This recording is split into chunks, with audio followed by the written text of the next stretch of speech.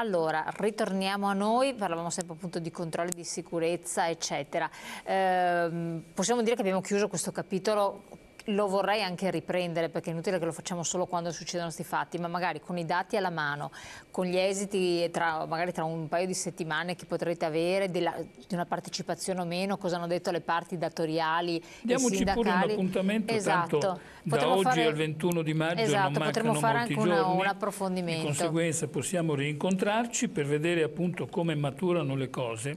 Mi lasci però dire, signora, che io non sono mai per colpevolizzare il singolo, l'ispettore negligente, non è così.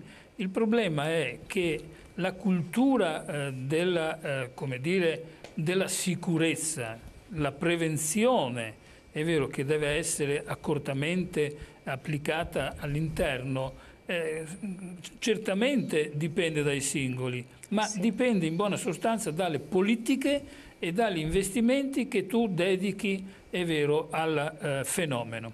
Noi denunciamo che gli investimenti per la sicurezza all'interno dei posti di lavoro, grandi e piccoli, nel corso di questi anni di crisi, ma anche oggi, sono investimenti ridotti all'osso quando, è vero, scomparsi.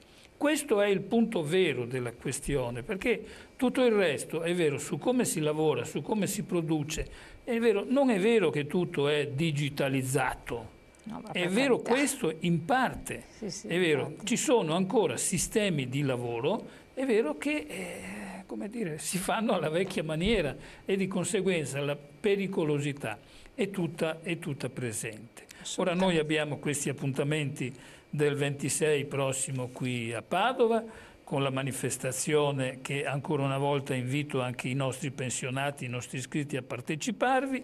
Abbiamo questo appuntamento, è vero, del 21 prossimo con il Presidente della Regione e con il tavolo tecnico. C'è però anche questa esigenza. Oggi ci sono state 2 ore di manifestazione, di sciopero da parte dei metalmeccanici del Veneto. Io ho anticipato, è vero, quello che si sta dicendo in questo momento in quel di Mestre, che ci sono queste 8 ore di sciopero generale. Ora, se i sindacati proclamano 8 ore di sciopero generale nella nostra regione, questo punto di intesa, io credo che la dica molto lunga rispetto alla pericolosità del fenomeno e a quelle che sono le nostre preoccupazioni. Chiarissimo questo. Allora, cambiamo capitolo. Sono pure d'accordo, ma se la sicurezza sul lavoro dipende dalle politiche e dagli investimenti, allora siamo messi bene. Sì, da che cosa vuoi che dipenda? Quello è un altro discorso. C'è anche un fattore, per carità, si diceva di cultura, eccetera, però poi tutto è legato a una serie di... C'è un problema di organizzazione di lavoro, esatto. C'è un problema anche di orari di lavoro, c'è un problema anche di come si pensa di utilizzare, non uso il termine di sfruttare, di come si pensa di utilizzare la manodopera, sia dei lavoratori fissi che dei lavoratori cosiddetti precari, stagionali, e in modo particolare anche con i lavoratori, mi lasci dire, che sono migranti nel nostro paese, che sono i più esposti a quella che è una domanda di lavoro, di prestazione rispetto ai nostri lavoratori italiani. Di conseguenza il fenomeno va affrontato con una visione, come si suol dire, tutto tondo nella sua complessità. Daniele Tronco, sì. Parliamo dei diritti inespressi delle pensioni, però col capitolo pensioni noi abbiamo ricevuto alcune mail dei telespettatori che ci chiedevano, quindi io riporto, come voi sapete, le vostre richieste, in sintesi di tutto, la vostra posizione nei confronti di quello che potrebbe essere il futuro accordo, il contratto, no, che si sta stipulando a livello governativo, e vedremo poi che cosa ne uscirà sostanzialmente sulla questione pensioni in generale, che vi ha visto più volte in prima linea per delle richieste. L'accordo, perché adesso è stato siglato, la bozza, quello che noi possiamo sapere, vi soddisfa? In che posizione vi vede? Allora, diciamo che siamo ancora in una fase senza pronunciarsi politicamente, sì, perché non potete farlo, lo so. Sì, no, diciamo che il tema che interessa noi come sindacato è che intanto bisogna vedere le carte vere e non le anticipazioni sui giornali, perché abbiamo la sensazione che siamo ancora in una fase, diciamo, molto così di propaganda e quindi ricordiamoci che in molti comuni si vota nei prossimi giorni certo. e quindi c'è anche un po', diciamo, un'attenzione su questo tema.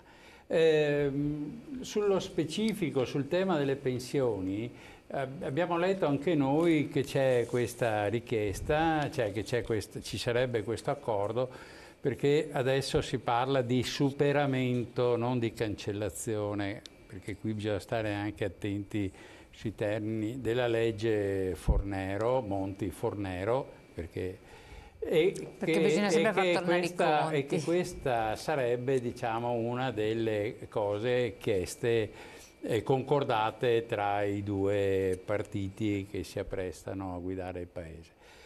Allora, bisogna dire che innanzitutto le cose che abbiamo letto sono più arretrate di quello che il sindacato ha chiesto in più occasioni, anche nell'avvertenza previdenza che ha avuto col governo.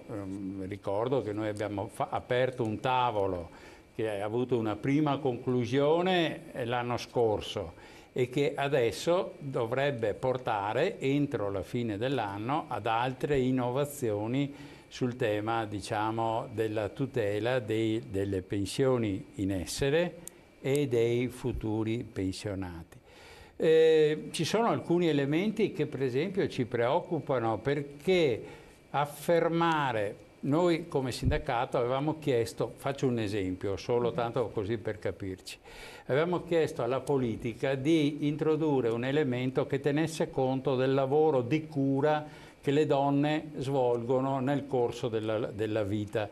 Perché cosa registriamo? Ma questo basta dare un'occhiata alle tabelle, diciamo, delle pensioni che vengono erogate. Le donne hanno trattamenti pensionistici più bassi. Perché? Perché chiaramente una donna nel corso della vita è chiamata a avere diverse interruzioni nel percorso lavorativo, perché deve occuparsi dei figli, deve occuparsi poi in tarda età dei genitori, del ruolo familiare, della tutela familiare. Questi vuoti contributivi che sono generati da, diciamo, un'azione che le donne svolgono nella società o chi le svolge nella società, non vengono riconosciuti dal sistema. Noi chiediamo che, per esempio, nella piattaforma chiediamo di, come dire, di introdurre un elemento che tenga conto di questo lavoro di cura. Noi non lo vediamo se non una generica affermazione riferita al riconoscimento di un trattamento anticipato di pensione per le donne in senso generale. C'è anche un tema che poi richiama per esempio i giovani, perché poi infatti adesso io leggo il messaggio così dopo le faccio continuare, che vediamo un attimo se me lo rimettono in onda gentilmente dalla regia, un attimo solo, vediamo, eccolo qua. Saluto i suoi ospiti dello SPI. Vorrei sapere cosa ne pensano di quello che si propone di fare il futuro governo Lega Movimento 5 Stelle relativamente alle pensioni. Vabbè, questo stiamo cercando di affrontarlo. Secondo voi la pensione di cittadinanza sarà un danno per gli attuali pensionati? Ma la pensione di cittadinanza bisogna intendersi di cosa si parla, perché anche noi avevamo nella piattaforma sindacale ci siamo posti il tema che bisogna garantire soprattutto ai giovani che hanno anche qui percorsi lavorativi, diciamo, molto complicati e molte volte anche frutto di iniziative che i governi hanno svolto nel corso del tempo, perché parliamoci chiaro, se tu dici al mercato del lavoro non versare i contributi per questi lavoratori al momento di andare in pensione non hanno, c'è un tema rispetto al calcolo di come si va, ma c'è anche un tema che mancano i contributi e un sistema a ripartizione. Questo meccanismo qua colpisce gli attuali pensionati che si vedono ridotte le risorse da destinare al sistema pensionistico, ma soprattutto per i giovani che hanno dei trattamenti pensionistici non corrispondenti. Cioè io incremento questa roba, e questa è una pratica che oramai è molto diffusa, le politiche del Job Act, uno degli aspetti più complicati, era proprio riferito al fatto che in molte situazioni si determinavano decontribuzioni previste dalla legge o defiscalizzazioni per quanto riguarda il fisco, ma anche decontribuzioni per quanto riguarda il sistema previdenziale. Ovviamente questa cosa mina le pensioni future. Cosa pensiamo noi di questa? Vediamo, noi siamo curiosi di vedere e noi ci confrontiamo con tutti i governi. Guardate che il sindacato in quanto tale si è confrontato con tutti i governi di qualsiasi colore, di qualsiasi natura politica.